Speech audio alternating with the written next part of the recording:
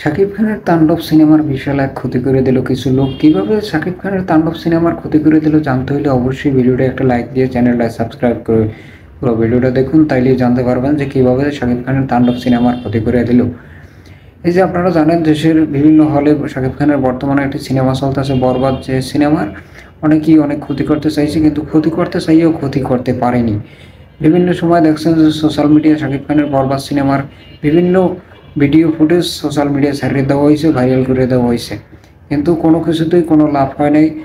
Cinema এখন bumper hit হয়ে গেছে, দেশ এবং বিদেশে চলতে আছে, দেশের বাইরে অনেক সিনেমা হলে চলতে আছে, যা ভালো রেসপন্স পাওয়া যাচ্ছে।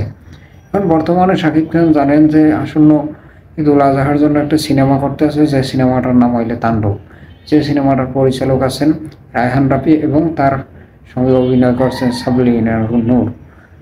এখন এই সিনেমাটার শুটিং করতে আছে বিভিন্ন জায়গায়। শুটিংয়ের ফাঁকে কিছু ভিডিও ফুটেজ বিভিন্ন সোশ্যাল মিডিয়ায় ছাড়িয়ে দেওয়া হয়েছে। ছাড়িয়ে দেওয়া এই ভিডিও ফুটেজগুলো সোশ্যাল মিডিয়ায় দেখা যাইতেছে। এই ভিডিও ফুটেজগুলো কিন্তু সিনেমার জন্য বিশাল একটা ক্ষতিকর।